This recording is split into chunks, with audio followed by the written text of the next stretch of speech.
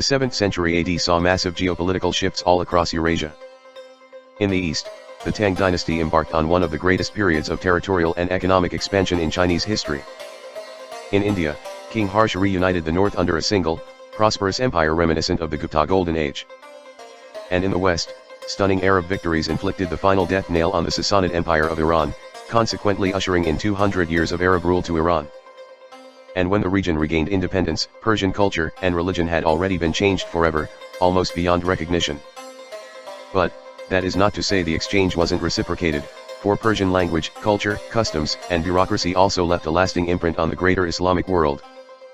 Not only the Arab parts, but also regions as distant as East Africa, India, Southeast Asia, and South China.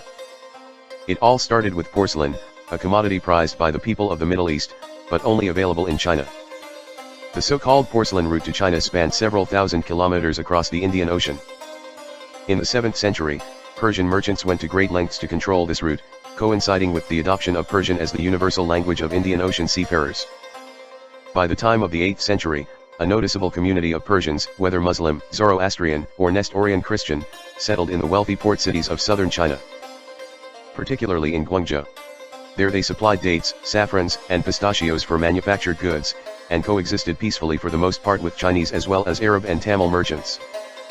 Such was the cosmopolitan nature of the Tang era. Occasional acts of xenophobic violence could not always be prevented, however. As shown by the massacres in South China during the Inlushan and Huangqiao rebellions of the mid-8th and late 9th centuries, respectively. Nonetheless, Persian dominance of the seas between Arabia and China persisted until the high medieval era. Crucial to their monopoly were extensive trade connections to the island of Ceylon near the south of India, where the ships sailed by the Persians were made.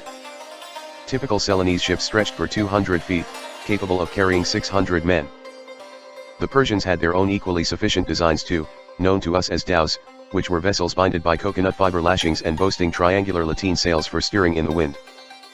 These ships help explain why only the Persians were present in the commercial routes of Southeast Asia during the first half of the Srivijayan period, alongside local Sumatran traders and Tamils who perhaps also possessed Ceylonese ships.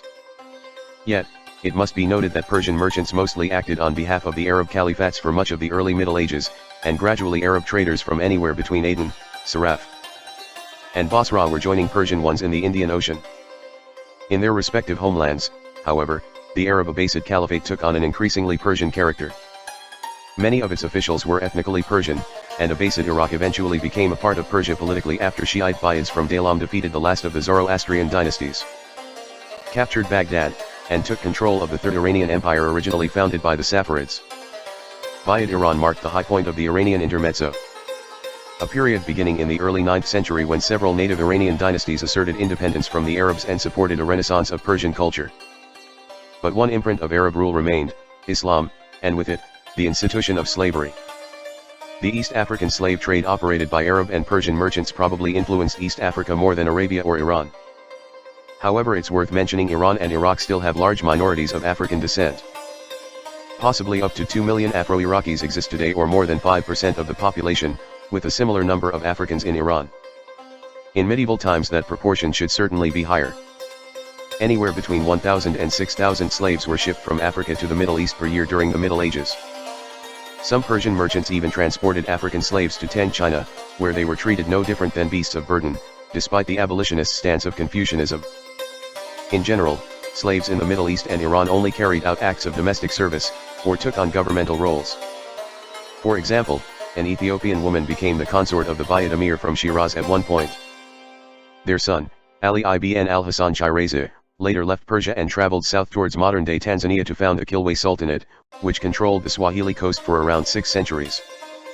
Thus, traditional Swahili culture and language was influenced by the Persians from the very beginning, and the descendants of Ali ibn al-Hasan were known as Shirazis, though their ethnicity is disputed. In the following centuries, Kilwe received further immigration not only from Persian merchants, but also from the Arabs, yet Persian always remained an important language in the Swahili coast. The original Persian dynasty from Shiraz would rule until the mid-13th century, and as late as 1948 self-proclaimed Shirazis composed the majority of Zanzibar Island's population. Today more than 100,000 Shirazis of Iranian heritage reside in neighboring Kuramas. Farther up north, Kilwe vied for power with the rival slave-trading kingdoms of Mogadishu and later, Ajuran. Here, too, Persian influence was visible through the merchants' communities of East African cities, though the Arabic language was always more prominent. But now the Persians seemed to be slowly chipping away at Arab naval power. The annexation of Abbasid Iraq in the mid-10th century yielded the prizes of Baghdad and Basra, the latter being an important Iraqi Arab port for maritime trade. A few decades later, Iran also seized Oman, granting them control of Hormuz and Muscat, two more prosperous Arab ports that served as a springboard for further expansion of Persian influence.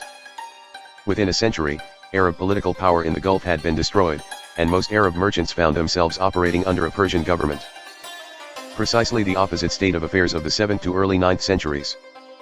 According to the Arab geographer al-Muqdisi, Persians managed to establish themselves as the majority population in Aden, Yemen's chief port, by the 10th century.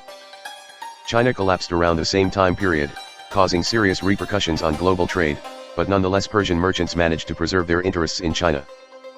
And Persian women even started intermarrying into the royal houses of various Chinese states like the Southern Han and former Shu. Arguably, the practice of foot binding was done in imitation of either Persian or Uyghur fashions among other cultural exports. The suggestion of Uyghur influence indicates Sino-Persian trade transpired both by sea and by land via the Silk Road through Central Asia, to say the least. There, developments among various Turkic kingdoms would ultimately lead to a second wave of foreign invasions into Iran and again redefine the very notion of Persian identity.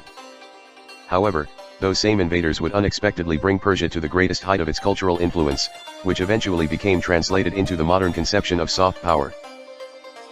Thanks for watching.